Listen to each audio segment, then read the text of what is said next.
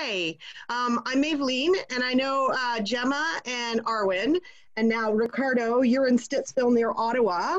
I'm going to ask you first, what do you want to get from this class? Like, how much experience do you have doing research for fees, or none I is have fine. no experience, but I do know when we've been to the Feast of the Hare, my wife and I are fairly new at SCA.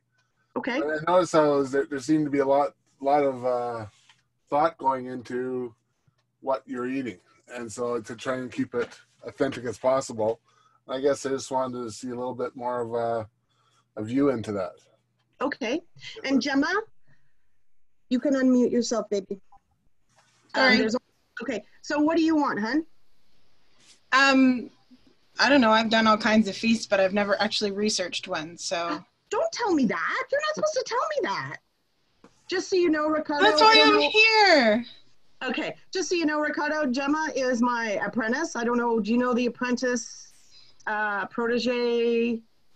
I don't know how that pertains to the SCA now.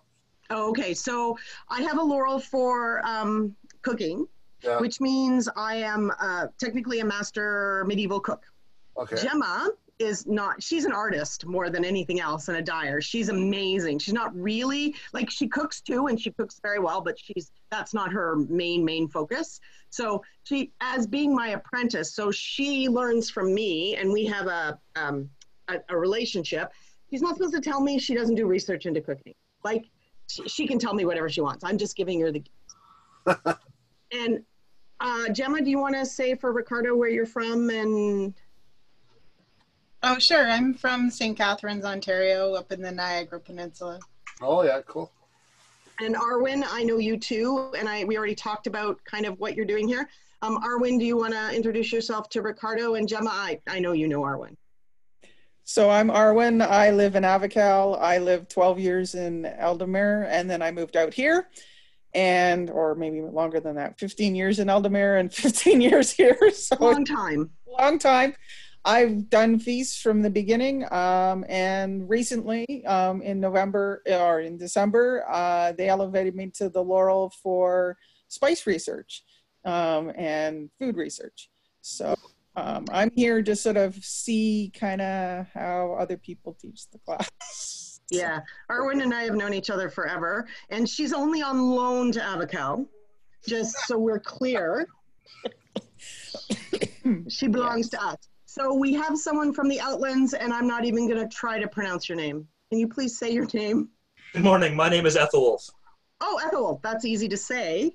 It's just all the Saxon leisures that make it look funny. Yeah, it's like mine has a BH is a V. It confuses people. Yeah, Harold's. Yes. So why are you taking, we're kind of finding out why people are taking the class and what they want to get out of it. Oh, I've been interested, food is tasty, and I've been looking into how period food works better as more of a cultural thing. So I've been doing research on Saxon food and food culture and Anglo-Norse food culture. And I'm just looking for more resources and more folks that do these things. And so hearing other kingdoms having research classes on that, I'm like, oh, hey, I went in on that. Okay. I would like to learn the learning. Excellent. So Lyle, you're new. Is that your real name or your SCA name? That's my real name. I have not switched it over to my SCA name yet. It's kind of early in North Shield right now. You're in North Shield. Well, I'm in North Shield. Avocal, so I'm from Avocal. So she's an hour further from you. Yeah. Well, and I was in Meridiace's Bardic Circle till the wee hours last night. So, so why do you want to take this course? Like, what do you want to get from this 1 hour class? It's not a course, 1 hour class. I've feast accredited on a couple events here in North Shield, and they've been more constrained by budget than historicity, and I would like to make that leap. I mean, the historicity I did on the last feast was so much as, did this food exist in the Middle Ages? And not necessarily looking as to how it was made in the Middle Ages. So the last feast I did a lentil millet soup that was vaguely Middle Eastern spiced and baked falafel and homemade pita. Which event was that? Stellar University of North Shield. Oh no, also I haven't called been to Sun. that one. Yeah. Okay. It's in North Shield. Yeah. So yeah.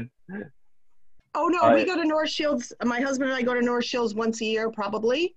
So that's why I wanted to know. We're very good friends with Danner and Catriona. Oh yes, I Yeah. love Danner and Catriona, and yeah, she has fed me many times. Yeah. And she's a fantastic resource for you on, there's a whole bunch. You have a lot of good cooks out there that are good research.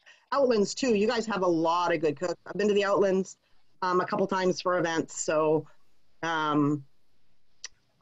So we have very, very beginners and medium and then Erwin.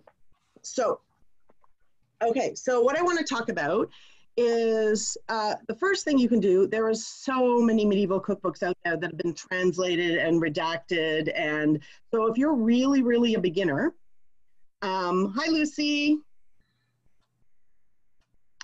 So if you're really, really a beginner, there are really good places to start are things like Take 1,000 Eggs or More.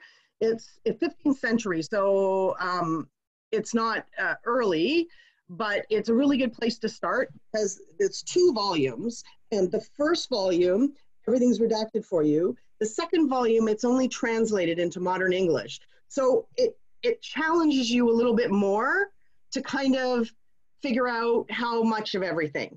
So, and your modern cooking knowledge will really help with that because the chemistry has not changed, okay? And Arwen, if she shakes her head yes or no, she is an engineer and knows, and she does chemical stuff. So she knows that stuff. So the chemistry hasn't changed. So baking is baking. So if you need to bake something and you need, a cup of sugar to make it modernly, you probably need a cup of sugar to make it in the Middle Ages as well, or a cup of honey or the equivalent. Yeah. So those are things to remember that your modern knowledge is very important. So 1,000 Eggs or More, if you don't have a copy, someone near you has a copy. Also, there is something called WorldCat.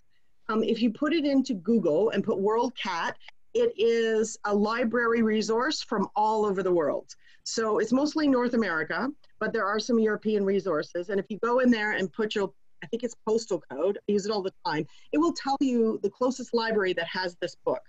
Now, I don't know how, Library? Oh, that's just the library. Okay, right. Yeah, WorldCat. It's worldwide catalog. But if you just put WorldCat, and that's what it's called. I don't know how interlibrary loans work in the US, but in Canada, go to your public library, tell them you want this book, and they'll find it for you. And there will be a slight charge for it. I've never been charged more than $8 or $9, and it's well worth it. They won't get it for you if you can get it on Amazon for under 20 bucks. They won't even bother because it's not worth their time.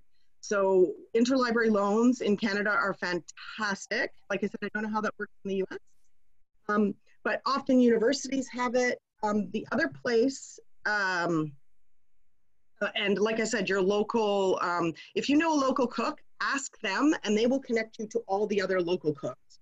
Ricardo and the Outlands has a lot of good cooks. There's a lot of good cooks in Ottawa. There's a lot of good cooks in North Shields, lots, and they have lots of resources.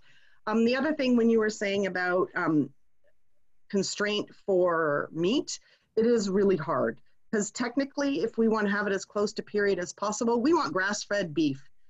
I can afford grass-fed beef for my family. I don't like anybody in the SCA enough to feed them all grass-fed beef. I can't afford that. And that's not within people's budgets. So do the best you can, knowing that they're probably, the least expensive beef are the ones that are grain-fed. They're not going to taste the same. The other thing to do is find out about the weather in the time period you're talking about, and the agricultural practices, because that'll make a difference. How much is grass-fed? I don't know. Catriona to everybody. I don't know, it's expensive. I get it from the farmer and I buy, sorry, from Drachenwald. Oh my God, I can't even answer that from Drachenwald. I have no idea how it is actually in Drachenwald, depending where you are. If you're in Iceland or a lot of places, you get grass-fed beef as your normal beef. Unfortunately, in North America, we tend to have feedlots. Yes, thank you, Lucy. That's perfect. It's about twice. You said twice. twice. Yeah, it's about twice as much. It's about twice as much out west too. Even though I'm in cattle country, it's about twice the price. Yeah, in Ireland, it's the norm. Yeah, I know in Iceland, it's the norm. North America, we're really stupid. I don't know what we do to meat, but we do dumb things.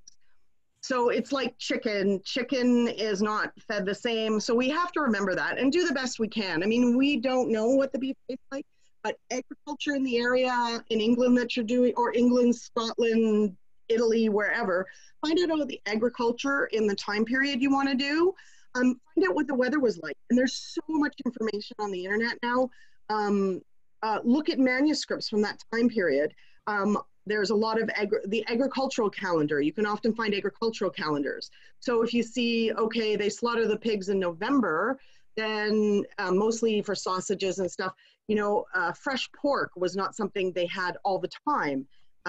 Look at the archaeological research. I'm going to put up links to all kinds of stuff on the notes section. After this, I'm going to send it to Nina.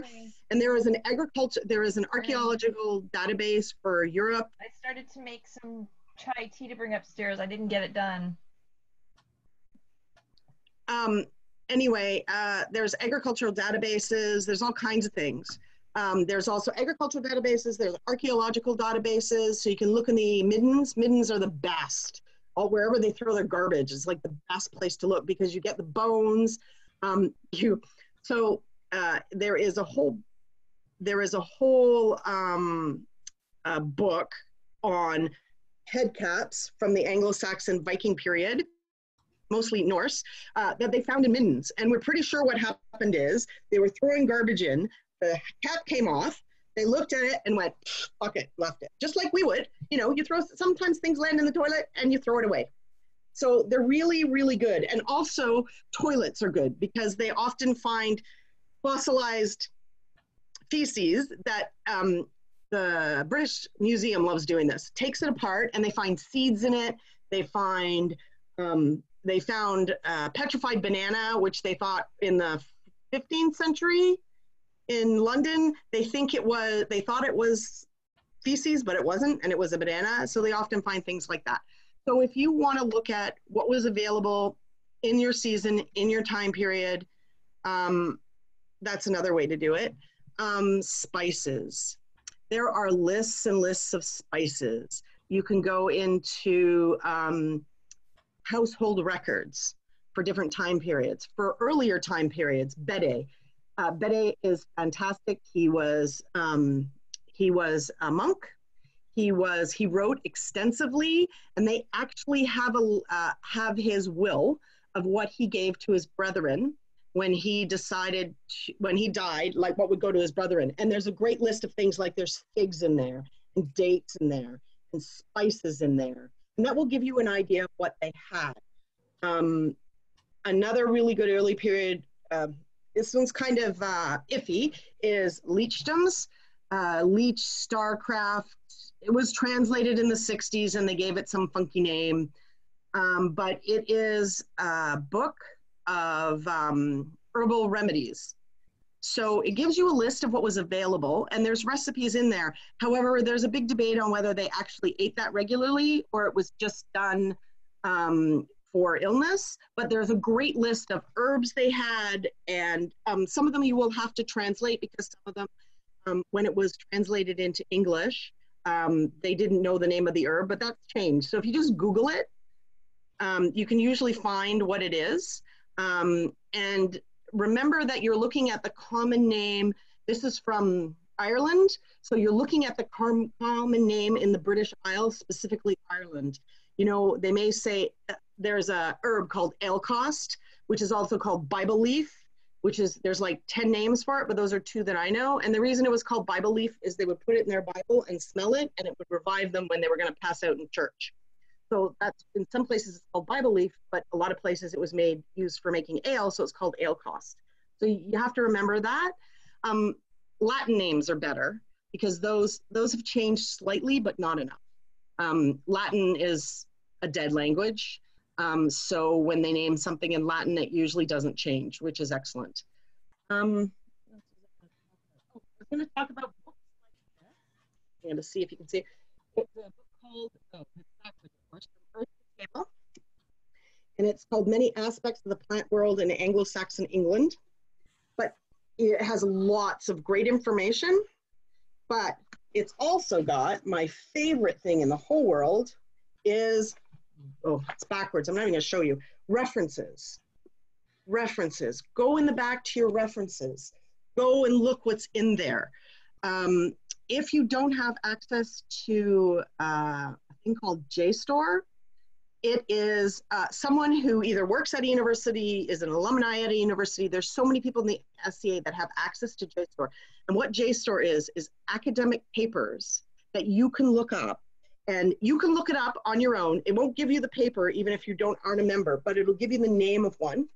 Oh, JSTOR is free right now. Oh, thank you, Arwen. JSTOR is free right now. So go into JSTOR. Oh, sorry. Also with JSTOR, you can sign up for normally you can sign up for a free account, and you can only get like 5 papers a month, but you can get 5 papers a month. Yeah, so. Yeah, you can get a few papers a month, but it's really excellent because if you know someone that works at a university, there's a whole bunch of people in Eldemir that either work at a university. I have access to JSTOR through my work because I work for a laboratory, and we have a librarian who will look things up for me. Sometimes if you go to the university and ask the librarians, they're bored out of, well, not now. Sorry, that's my grandson.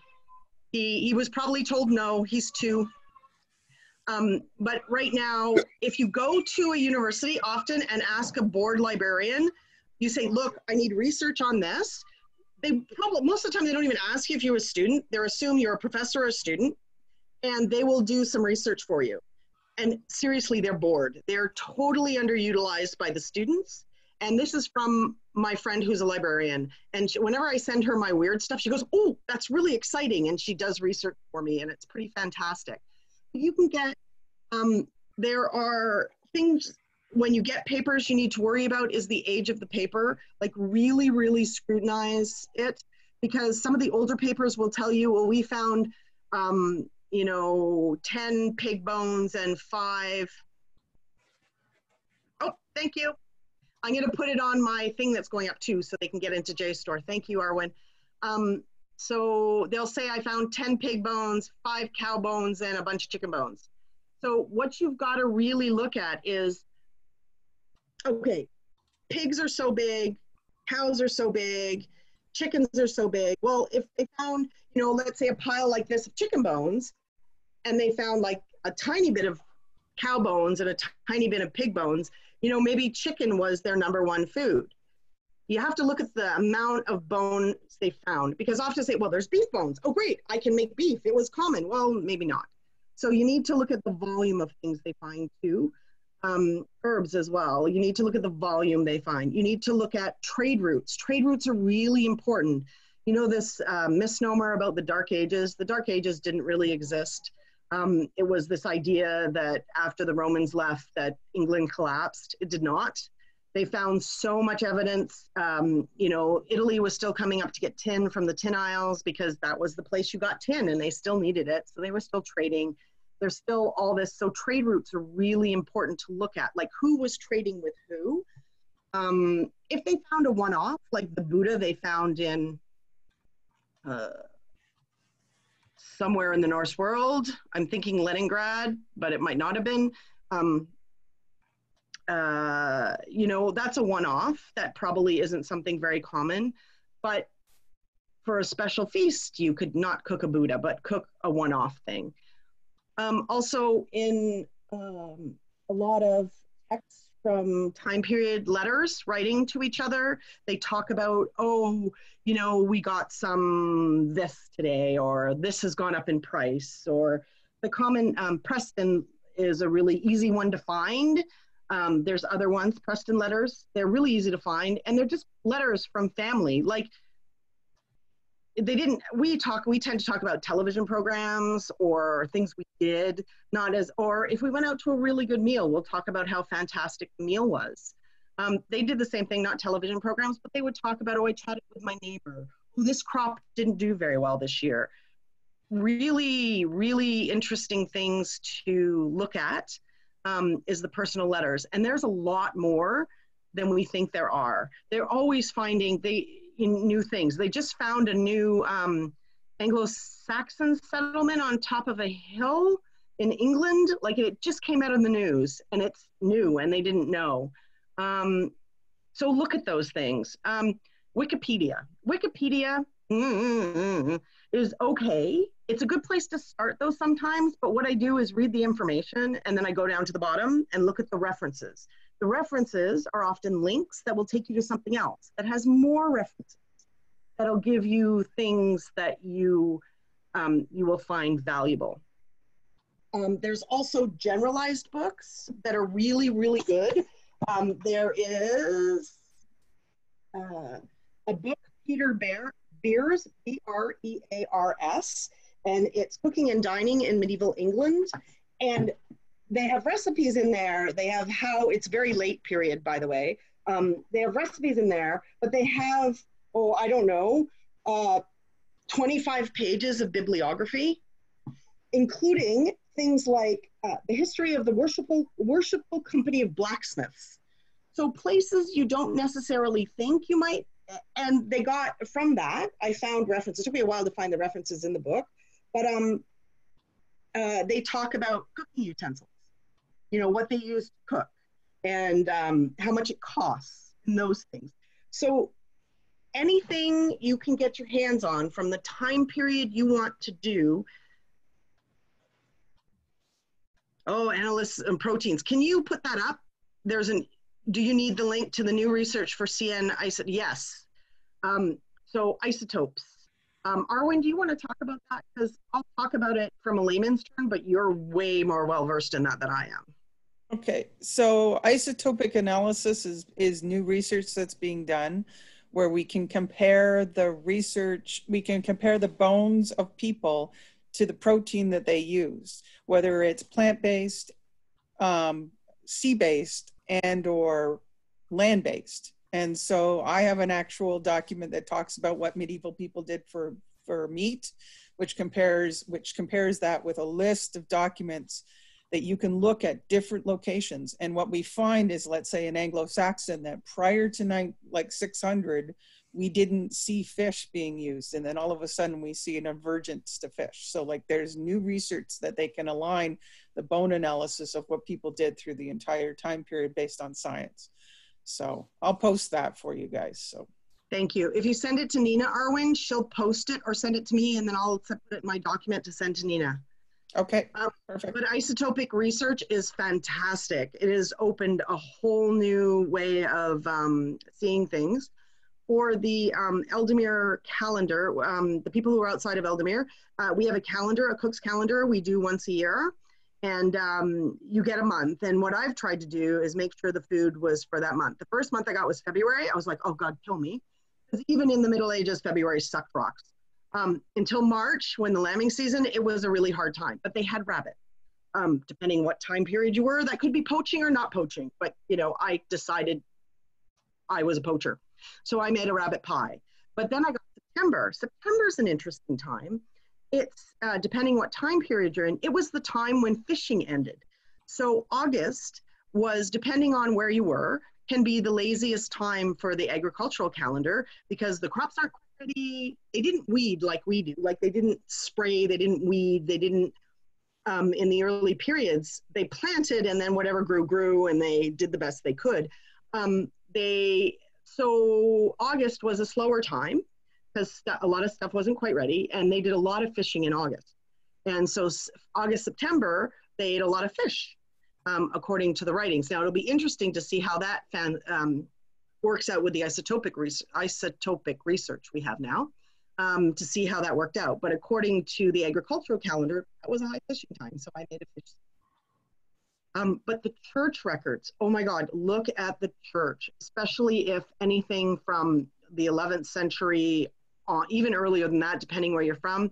When the Catholic Church took over places, except for Ireland. Ireland's a different, I'll talk about Ireland in a minute. But where the Catholic Church took over, they have a calendar of fish days and feast days, and looking at what the church said you could and could not eat is important. Because they were the life. They were everything in the Middle Ages. They owned especially from the 11th century till the dissolution of the Catholic Church in England. They owned most of the land. They would talk people who had land into when if they died and they didn't have family, leave it to the church. There was always an argument between the king and the church, who you left the land to. And, there are kings that got really pissed off because the church was much wealthier than they are, because they owned all the sheep, they owned the land, they owned everything. So it's important to look at church records, to see what they grew, what they ate, the feast days, fast days, what it means to feast and fast. Things like rabbit is a fish, just so we all are aware. There are some landlocked countries in Europe that called it a hairy fish. And there's other names for it too, because they were landlocked and they had very little fish. So on fish days, they would eat rabbit because it's a fish. I know that sounds weird, but it's true. So it's things you need to keep in mind. Also, look at your research with a wary eye. Even academically reviewed research can be horrible. An example of one I came across recently was actually a paper, a church paper, but it was an evangelist church that was talking about a certain time period in history. The first part was great. It was really interesting, but then they talked about how Satan was the ruler at that time, how they all worship Satan. And I looked at it, it was an academically reviewed paper, and I'm confused now, but I looked at it and it was academically reviewed by people who are writing for the same Christian newsletter or the same Christian publication. So you need to look at who's reviewing the documents too, to see how accurate and how valid they are, because sometimes they are just not. They're just horrible. And I love that. I was reading, I was really excited. I thought I found some new research until I found out that, Roman Catholics are Satan and, they worship Satan. I'm like, what? It would be a news to the Roman Catholics in the time period, I'm sure. It was news to my husband too, who was brought up Roman Catholic. So you really have to look at that stuff. You have to do everything. If you really, really want to have a period feast, remember you have no idea what their tastes were. You have no idea, you can't do it 100%. You can't. So don't kill yourselves. Like, don't do the best you can with what you have. Do the best you can. You can't do it. I mean, our meat's different, our spices are different, our fruit's different. It's, even if you get a plum, that's a period plum, that's the best you can do, but how they grow it is different. So, like I said, unless you're gonna plant your own plum tree, and if you have land to do that, oh my God, I'm jealous. You're gonna plant your own plum tree and grow it the way they did in the Middle Ages, and this is not a doctored plum seed, and it's difficult, but do the best you can do. Medieval food is tasty, as you probably all know. It's really good. And you don't have to tell people it's a period feast till after. I don't, most of the time. I cook period feasts. I do the best I can. I try to stay true to a time period, at least for one course. Sometimes it's difficult because, let's say you're doing a feast for royalty and one's this persona, one's this persona. Okay, you can mix and match, but do one course, one persona, and do one course, another persona. And it'll give people a feeling. Beverages are important. What did they drink during that time?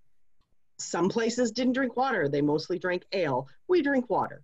Make sure people have water. But, I don't, in the States, I know your liquor license rules are a lot more lax than ours are. Ours are really strict. So we really can't bring homemade. I don't know what it's like in Alberta though, Arwen. In Ontario, we cannot bring homemade beer unless there's certain rules we can do it, and we have to get a special liquor license, and it's a pain in the butt. Huh? It's special out here too. Yeah, it's a special thing. In the US, you guys don't have those things. So why don't you do a small ale and brew it for your event too, to give it a better, or small mead too is another good thing to do. Just something like that to add to your feast. I don't know how much it costs to brew. I live in Niagara, which is one of the biggest wine regions in Canada. I don't brew my own wine. I don't make my own wine. They make really good wine just down the road, so I don't do that. So I don't know how much it costs to make different beers and wines. But we have someone in our barony that has done things like made parsnip wine. Or there's things wine can be, people made booze out of everything. Anything that, you know, has sugar in it, you can make alcohol out of. So, which is everything pretty much. So Beet wine was really good. Which wine? Beet. Oh yeah, the beet wine was really good. It was surprising. The parsnip wine was, but you know, make a small amount, have people try it, but let them know it's alcoholic, because some people don't want alcohol, which is fine.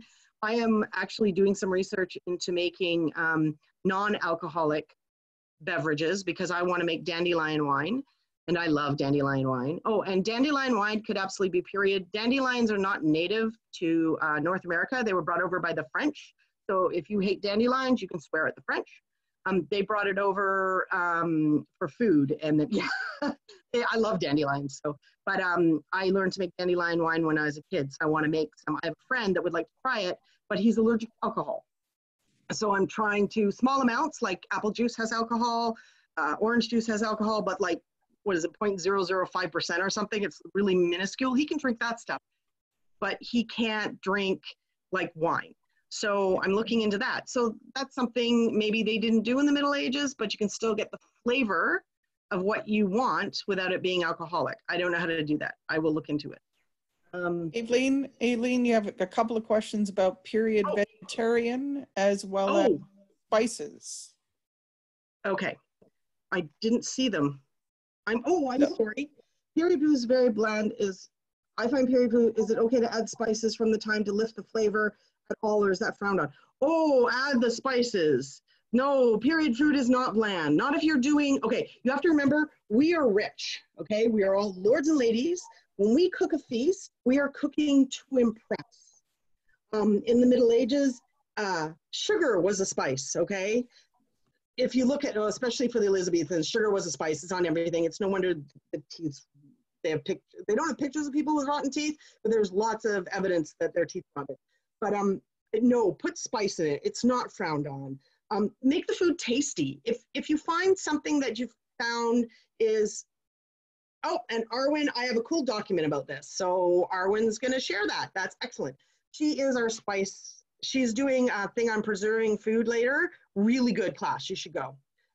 Vegetarian options. There is a book. I will find the title. I've got it downstairs and I didn't bring it upstairs. I apologize for that. I have a 2.5 story. It's 2 stories down and 2 stories up. And I'm lazy. It's morning. I haven't had enough coffee. But I will put it on the document that I give to Nina, and it's all about vegetarianism. And it talks about the period, and it's a good starting place. Meat was not always eaten in the Middle Ages. There are fasts and feast days. So there are a lot of options for vegetarians. The problem is that most of the recipes we have are from rich households and are doing feasts. Most of the stuff they wrote down have meat in it. You don't have to put meat in it. There's all kinds of lentils. Thank you, Percy. There's lots of lentils. There's lots of fermenty, which is usually made with beef broth, but it doesn't have to be made with beef broth.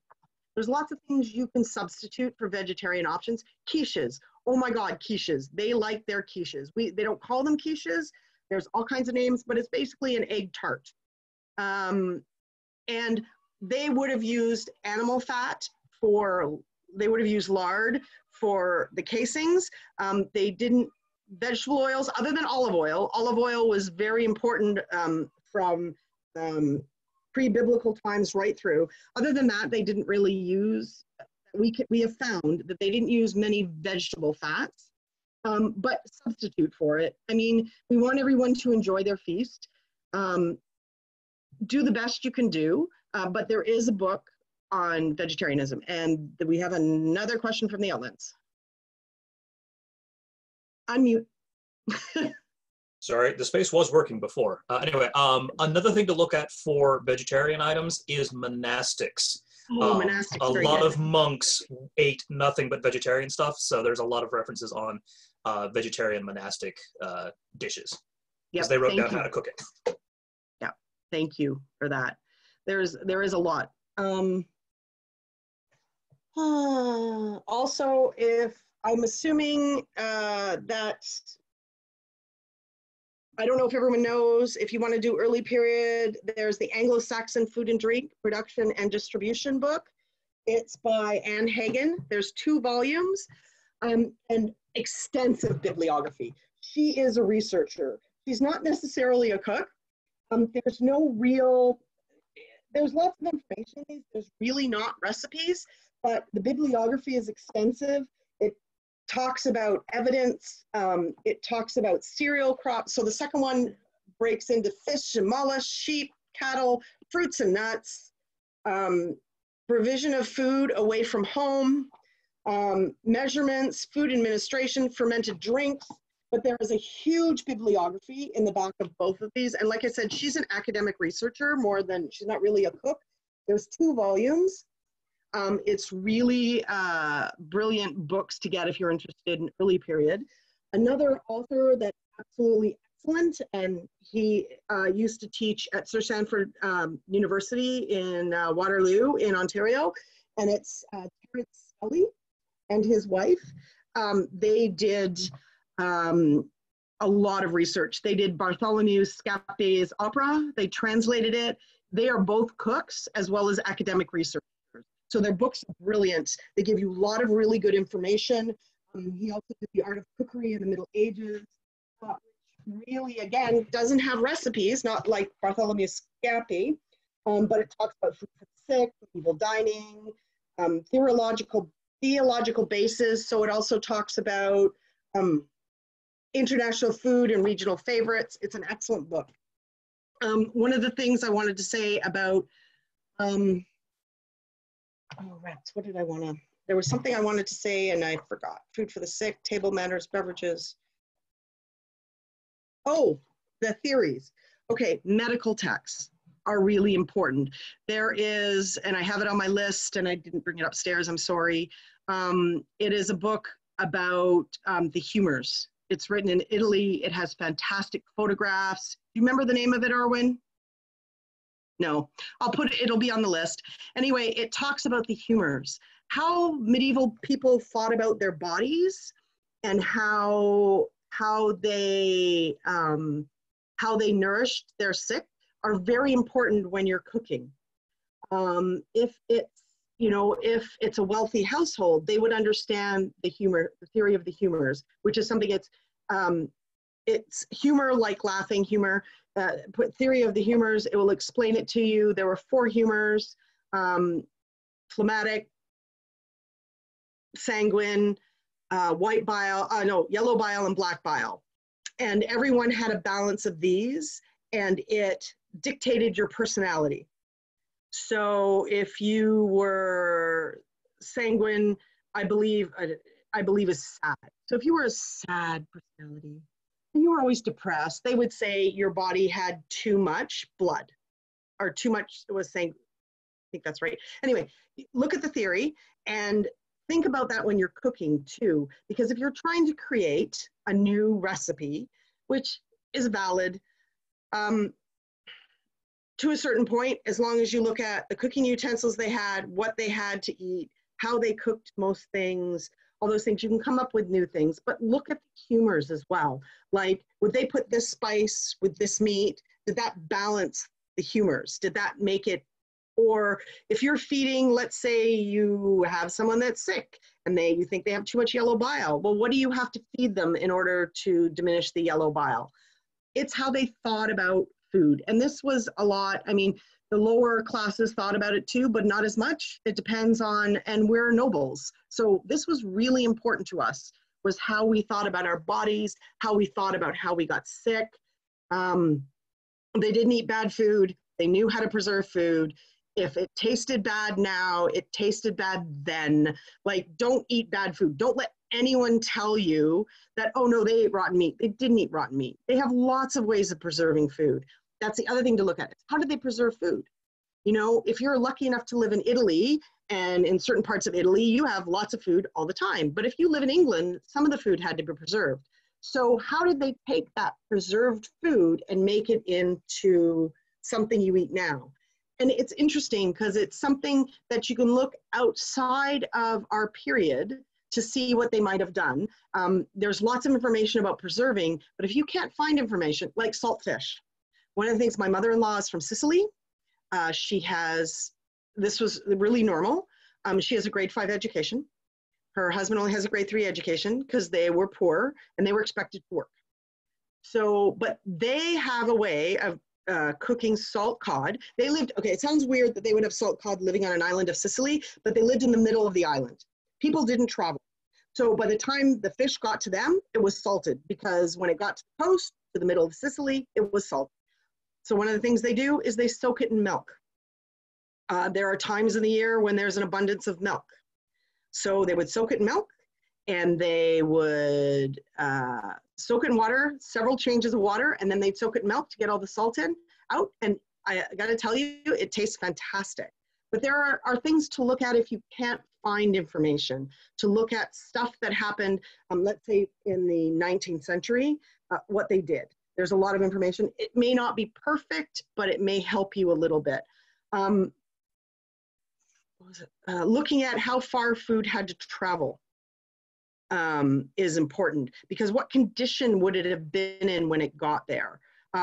Nuts traveled long distances, spices traveled long distances, but usually when you look at the accounts for spices, look at what they are. It's usually, sometimes they say, you know, this much pepper. They don't say whole pepper. But if you compare that to the archaeological references, what they found was whole peppers, not, so you know what traveled was the whole peppers. So we tend to buy all our spices already ground, but most of the time when it was traveling, spices were left whole and you ground them when you got there. So if you don't want to grind all your spices, okay, using an electric grinder is problematic because they heat up and they actually kill the oils in the spices. So the only way to really grind them properly, which I do at home for small dishes, is with a mortar and pestle. So one of the things you should experiment with at home is try grinding your own spices, add it to the food that you're cooking, see what the different flavor is, because dried spices lose their oils very quickly. Don't put them in sunlight, that's horrible. Just keep them in dark, and I have them kind of under my counter. I can still see them all, but they're, but you know, spices get old. Don't buy, you know, the big containers you can get at spices. Don't do it. Salt is okay in that because salt is inorganic. If anyone tries to sell you organic salt, laugh at them and don't buy it. Salt is not organic. It never has been, never will be.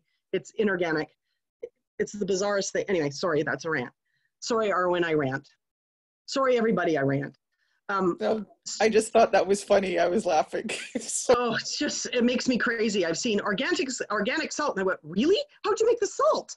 I'm like, really? Is it really? And they look at me confused. Well, it's organic. No, it's not. It's not. It will never be organic. Anyway, so spices, grind them, try them. If you have the ability, another way to do it, to make it more period, feeling more period, is if you have the ability to cook outside, try it. See what it was like over a fire. Who are lucky enough, like I am, to have friends that have this fantastic wood stove, which I use. I go up there and feed them, and they are really happy because I feed them and I get to play. They have a wood stove. Now they had, if you look at, oh, that's the thing, researching kitchens. This is where this part comes in. Research the kitchens. Tudor kitchens are the easiest things to research because Henry VIII's palace in just outside in Richmond, just outside of London, everything is still there. There are videos online of them actually using, and I'll put that link to the videos, actually period recipes that they, thank you Percy, 10 minutes, period recipes that they have actually tried on period utensils, period cooking methods. It's very cool. And then you can see how they turn out. You can also, when this is over, go there on things like, and they teach classes, and you could go there in off season is the best time actually. If the cooks are there in off season, if you talk to them and tell them, okay, when are you cooking when it's the off season, you can go the Richmond in Richmond, and you can go and they will feed you. It's pretty awesome. Or let you do things like, when I was there was only myself and my girlfriend, and we crawled into the fireplace, literally. He goes, you'll get sooty. I said, I don't care. So we crawled into the fireplace to see what was above, and so we could get really good pictures of the spits they used. Pretty awesome. Pretty awesome. So going to historical houses locally, I mean, if you're in Drachenwald, you're lucky.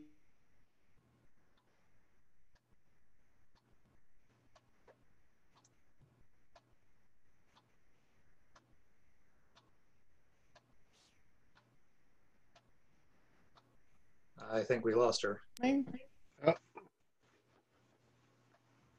was wondering if that was my phone or her. Or Looks I like think we she's lost frozen. her. She's frozen. Maybe she'll come back. But... Give her a minute and see if she comes back in. Yeah, I'll try and get a message to her. So there's a couple of comments while Percy does that. Is that there's a beautiful late period Spanish manuscript that explains the proper layout of a royal kitchen. I apologize. I don't have the citation for that one. It was a presentation that was given at a West Coast Cooking Collegium 3 years ago, Nice. by the translator, who's like, oh yeah, this is the king's recipe book, and it also tells you how to lay out the kitchen so you can make the king's food. Right. And then someone else also indicated that they had a chance to use a kitchen in Wales, which sounds wonderful as well. And then I made a comment that there's a store here in Edmonton that's called the Silk Road, which is both in Calgary and Edmonton, and they have a lot of the weird spices. Arwen spices, which you can get in the States, are really nice too. Silk Road currently has an online, if you buy more than X amount, I think it's more than $100, it's free. It's free shipping in Canada and the US. So it's called the Silk Road. And it's got a lot of the weird stuff. It's got true cinnamon. It's got things like tailed pepper or cubits. It's got the juniper berries. It's got all of those, interesting alternative spices that you would traditionally not see. Long pepper. I also have the advantage that there's a large Indian community as well that has spices, but if anybody's looking for spices, I took Ahibilin there when she was in Edmonton. We went to the Silk Road, and yeah, she's, between spices and herbs, they probably have everything that you would ever see in a medieval recipe that you can't traditionally find. So if you're looking for something, they do a really great distribution. So. Oh, Lucy. So, okay, most cinnamon. Okay, cinnamon, if it's solid piece, and it's rolled, like the stuff you get at Christmas, Lucy, you're in Drachenwald, so this may not be true for you. That's actually cassia bark. Cinnamon is actually crumbly and looks like it's very fine pieces of bark put together. And it's rather crumbly looking, like it looks delicate. That's true cinnamon. And there's I have at least 5 different kinds of true cinnamon. Cassia bark is what's commonly used because it's cheaper. I can put up a picture with my document. I'll put 2, okay, the document is going to be a couple hours now probably because I have to do this stuff. But I will put up a picture of cassia bark and cinnamon, see if I can find some good photographs so you can see. There's also things like... Well, there's a great picture on Silk Road. 5 minutes.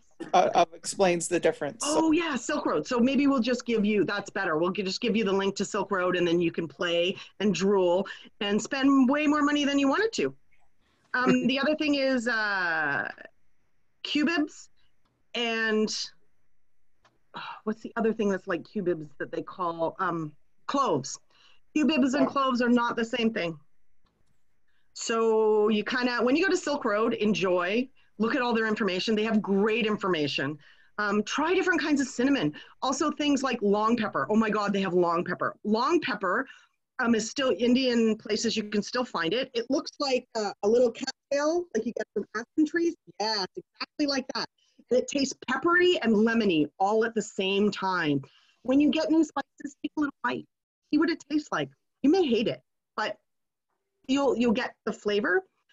What was I saying before I got kicked off? I forget. Doesn't matter. Ahibilin, Yeah. when I was in Holland for our trip, we got to go through the chocolate museum, and it was amazing. the one thing that I took like 50 billion pictures of was all the research that they did, period research for chocolate to proving that it was a great item. And I have all kinds of pictures of that. You could, are they readable? Mm-hmm. Oh, could you share? Yep. Okay. I don't know what else. We have 4 minutes. Anyone have questions? Let's have fun. Yeah, I keep talking and talking and talking, and I keep saying I'm going to write this out, and I never do. We had one of our Toastmasters clubs we belong to. We have a couple of our members there from Morocco. Oh, There's the spice market there. It's nothing like it. And they made some food made with Moroccan spices. And it's, I mean, it tastes similar to what we have here, but it's on another, it's, you just have to taste it. I think what you're describing the same thing. yeah, ethnic, non-Anglo-Saxon food stores. That's what I should say. Non-Anglo-Saxon food stores are my favorite. You get vegetables you're not used to. You get spices that are whole. Please buy whole spices as much as you can. And use the grinder, but just get used to what oils are destroyed so you know what it tastes like as opposed to hand ground, so you know how much to add. You may have to add some more to make it taste good. Let's say you use a teaspoon of hand ground cinnamon and then you use the powdered cinnamon and it doesn't turn out the same. It doesn't turn out the same because it's not the same. So, experiment, have fun, feed your friends. If you don't like it, don't serve it. Brussels sprouts should never be served. That's my personal opinion. They're really good as fodder. I like Brussels sprouts raw. Don't cook them. They taste like slime. Anyway. Dimitri loves Brussels sprouts. Yeah, so does I the was rest of like- the family. They're weirdos. Did they have were herb gardens popular back then? Herb gardens. Oh my God, there are so many herb gardens. I will make sure in my link are some stuff about different gardens. In New York City, they have the Cloister Garden. If you get a chance to go. They're fantastic. And New York's not that far from you, Ricardo. You could go too. Drachenwald has so many different medieval herb gardens. They're fantastic. And then you get to see what they look like growing. If you can grow them yourself, that's a bonus too. Yeah, that's what I was thinking, because that's like what would be like authentic if you're going to grow it, or could you get the seeds kind of thing? Ricardo, Dame Elise has done a lot of that, and Michelle, oh God, what's Michelle's? Lucia. Baroness Lucia is another one that has done a lot with herb gardens. So if you want to find out in your area and talk to them, they will help you out. And we got to go. So I hope everyone liked that. I'm more of a sit down, we all talk kind of person. I've never done this. I hope this was okay. Links here. You're gonna put any links in the. Yes, I'll have lots of links in the document. I've already got a lot of links in there, and I'm going to give it to Nina to post on the Fool site. Okay. Okay. So, but give me a couple hours. Very good. Thank you. Okay. Everybody. Thank you very much. This is very informative, and I'm looking forward to those spice notes. Yeah, same here. Already sent. Thank you, and thank you, Percy. Thank you. You're welcome. And thanks everybody for showing up, and enjoy the rest of your day and the rest of Fool. And I'm sure I'll catch up with you in one of the rooms somewhere down the road here. All right. Take care. Take care. Thank you.